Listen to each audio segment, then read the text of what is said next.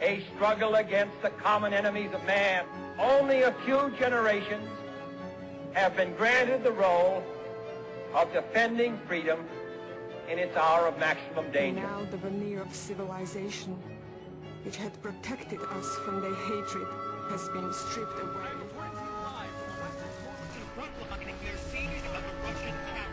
We have battled 2,000 kilometers from Turkmenistan and have fought to the doorstep of Moscow. Ladies and gentlemen, this is part 1 of a multi-part series based on Canada's role during the Third Human Civil War, or what it was known at the time as World War III. Yet to tell this story properly, we had to start from the beginning. Before the war, before the first nukes landed on North America, and before 65% of the entire Canadian population was wiped out. We have to start with what most Canadians call the United North America. The UNA was the union between the United States of America and Canada. It was a union born out of necessity and a union born from the Second Great Depression. The West had looked around and saw that the world had changed, that it was now made up of these massive supernations. The Chinese hegemony in Asia, the new Russia, which was the CFR, and the Holy Islamic Empire, which was rapidly expanding across the Mideast, Africa, and parts of Asia. As these new powers grew in both strength and influence, the United States attempted to find a way to regain its position in the world stage, but it had very little options. And of these options, the merger was the best one. It would immediately jumpstart both their economies and strengthen their militaries. The United States would gain access to Canada's vast amount of resources and capital, which it badly needed to restart its economy. The Canadians, in turn, would gain access to American technology, the colonies, and American labor, which at the time Canada suffered from chronic labor shortages. At first, the mere mention of a merger was met with ridicule and hostility within both nations.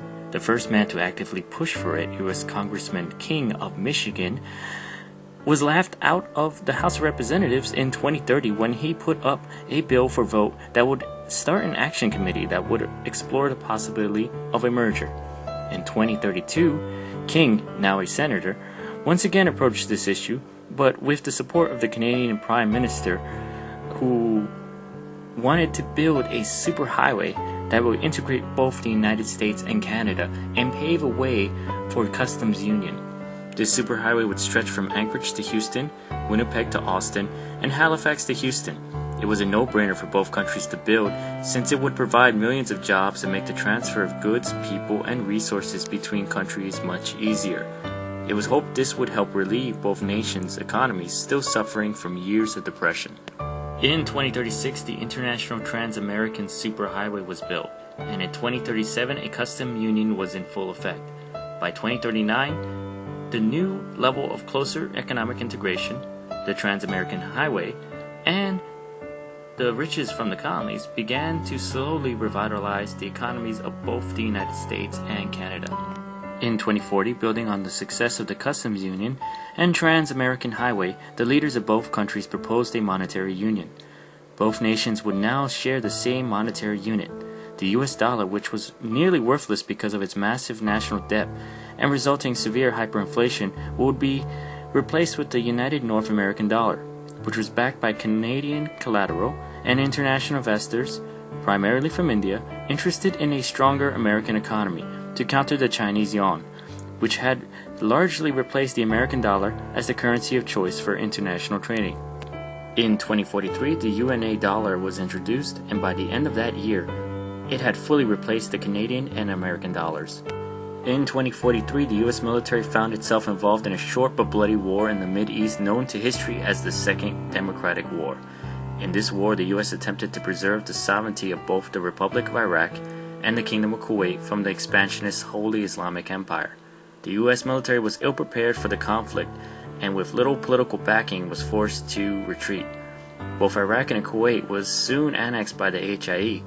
The U.S. military brass noticed how woefully unprepared its military had become due to severe budget cuts implemented in the Depression and its crisis of morale among its members, when the US military was used earlier in the Depression to quell food riots and seize guns from its citizens. The US military brass wasn't the only one who noticed. The Chinese hegemony and its allies also noticed, increasing their confidence in the war to come, but that's another discussion for later. In 2044, US President Harris lost his re-election mainly due to his failure in the recent Middle East war and his inability to deal with the Depression. A new presidential team was elected, President Dover from Florida and Vice President King from Michigan. Dover and King immediately visited the Canadian Prime Minister, Mr. Thornton of Alberta, to discuss a fiscal union to integrate both countries even further, with a common fiscal policy, taxes, laws, and mutual borrow and spending powers. Dover and Thornton signed the North American Fiscal Compact, and by early 2046 it had barely passed both Canadian and American House of Representatives for approval. In mid-2046, both Dover and Thornton signed the Phased North American Armed Forces Merger Act of 2046, a complete merger of both U.S. and Canadian militaries in phases to be completed in 2050. This was already somewhat in place with the Permanent Joint Board on Defense, established in 1940 with both American and Canadian officers, and NORAD, the North American Aerospace Defense Command, which provided aerospace warning, air sovereignty, and defense for both countries. This was an integration of both militaries down to the soldier level, and it significantly strengthened both armed forces. The Canadian military was small, but one of the most modern, professional armies in the world at the time, with top-of-the-line weaponry and little to no morale issues. The US military numbered around 500,000 men, but it still used ancient weapons from as far back as the First Democratic War, which was fought in the early 2000s. For the first time since the Depression started, American soldiers began to use live rounds in their training. As the merger progressed, the combat readiness and morale of the American-born soldiers began to increase. By 2047, Canada and the US finally saw real positive growth in its economies, and the Depression was finally declared over. Side note, most economists claim it really ended around 2039 and was really a recession until 2046, but I'm no economist, so I won't even try to explain the reasoning behind this. Encouraged by this, both Dover and Thornton pushed for a final and full merger by late 2050 of both countries. This wasn't very popular with the people of both the US and Canada. For many, it was a line that shouldn't be crossed, and on March 16, 2047, President Dover was assassinated in Ottawa by a pro-American radical named Min Young, an ex-Marine sniper who killed himself shortly after killing the president. Vice President King became the new US president and continued ahead with the merger, even as people from both nations rioted and protested in the streets. The merger passed, but it came at the cost of the president's re-election. In 2049, the new US president, Sloan, took office, with Canadian Prime Minister taking the vice president position in 2050 as per the United North America Act, signed by both King and Thornton in 2048. The merger was relatively peaceful, but many in the American South and Canadian Quebec refused to accept the loss of sovereignty. The newly merged military was called into Houston, Austin, Quebec City, and Montreal to quell these massive riots, the worst of which was in Quebec. In Montreal, 78 Canadian Americans were killed as the US government attempted to regain control.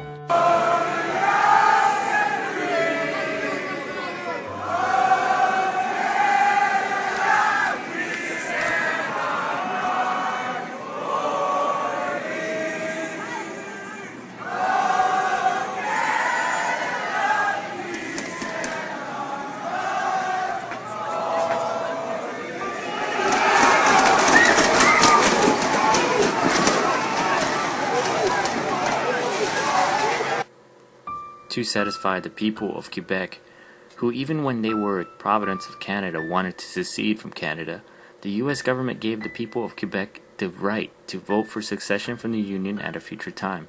The vote was set for late 2055, but it never happened. The Third World War and resulting invasion of North America by the hegemony postponed it indefinitely. Many Canadians resented the merger. Who could blame them? No one wants to see their country disappear, and no patriot wants to sing their national anthem for the last time. Mesdames et messieurs, veuillez vous lever. Ladies and gentlemen, I'm going to ask you to raise for God Save the Queen.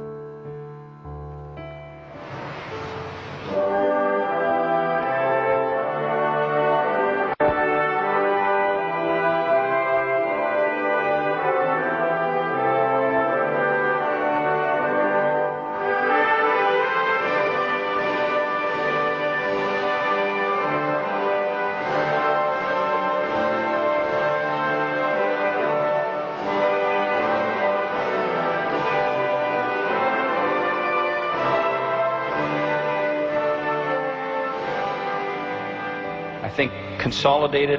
We've figured it out, and Canada Command is working the way you want it to work. I'm very proud of that, but there's still some work to be done. But I know that I'm leaving Canada Command in very good hands. I know that the folks who are taking up the torch get it. They know where we're going. They know what we need to do.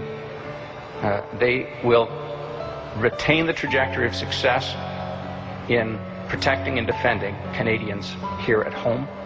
And I'm very comfortable to pass command on to General Samiano. Thank you for your attention. Merci beaucoup. This is Michael Mangual. Thank you for watching my video. I hope you were entertained, and if you were, please subscribe. There's many more to come, and I will start taking suggestions for any aspect of this war that you want to know about. You can find us on the web, and you can find us on Facebook. Become a fan. Share with your friends. That's all I ask. Thank you.